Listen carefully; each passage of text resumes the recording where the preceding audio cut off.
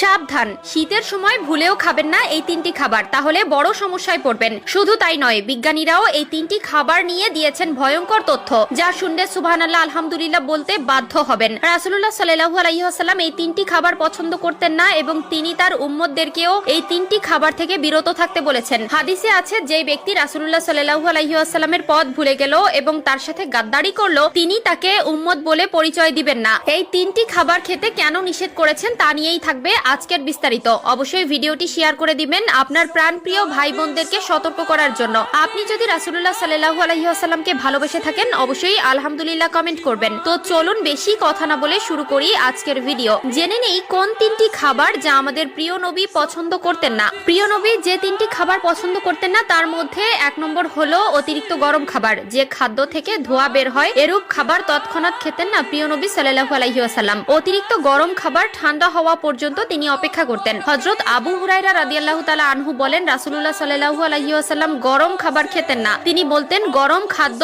বরকতহীন। নিশ্চয়ই আল্লাহ তাআলা আমাদের আগুন খাওয়াননি। যেসব খাবার হালাল হওয়া সত্ত্বেও নিজের বা অন্যের জন্য কষ্টকর বা ক্ষতিকর হয় তা খাওয়া থেকে নবীজি সাল্লাল্লাহু আলাইহি ওয়াসাল্লাম বিরত থাকতেন। উম্মতকেও এসব খাবার খেতে নিষেধ করেছেন। শীতের সময় আমরা অনেকেই গরম খাবার খেতে ভালোবাসি। অবশ্যই এ বিষয়ে সতর্ক থাকবেন। অতিরিক্ত গরম খাবার থেকে বিরত থাকবেন। আধুনিক বিজ্ঞান বলছে অতিরিক্ত গরম খাবার পাকস্থলীর জন্য ক্ষতিকর এবং গরম খাবার খাদ্যনালীর ক্ষতি করে। এমনকি গরম খাবার ফু দিয়েও খেতে নিষেধ করা হয়েছে। আধুনিক বিজ্ঞান বলেছে মানুষের নিঃশ্বাসে থাকে কার্বন ডাই অক্সাইড। অবশ্যই বাঁচতে হলে এই বিষয় থেকে সতর্ক থাকা অত্যন্ত জরুরি। 2 নম্বরে যে খাবার অপছন্দ করতেন তা হলো কাঁচা পেঁয়াজ। হযরত জাবের রাদিয়াল্লাহু তাআলা আনহু থেকে বর্ণিত, নবীজি সাল্লাল্লাহু আলাইহি ওয়াসাল্লাম বলেছেন, কাঁচা রসুন পেঁয়াজ খেয়ে যেন কেউ আমাদের মসজিদের নিকটবর্তীও না হয়, কেননা মানুষ যেসব দুর্গন্ধের কারণে কষ্ট পায় ফেরেশতারাও তাতে কষ্ট পায়। বুখারী ও মুসলিম শরীফ। তবে রান্না করা গন্ধহীন পেঁয়াজ রসুন খেতে কোনো সমস্যা নেই। কাঁচা পেঁয়াজ খাওয়া হারাম না, তবে খেয়াল রাখতে হবে পেঁয়াজ খেয়ে সঙ্গে সঙ্গে নামাজে না দাঁড়ানোই ভালো। মুখ পরিষ্কার করবে ভালোভাবে,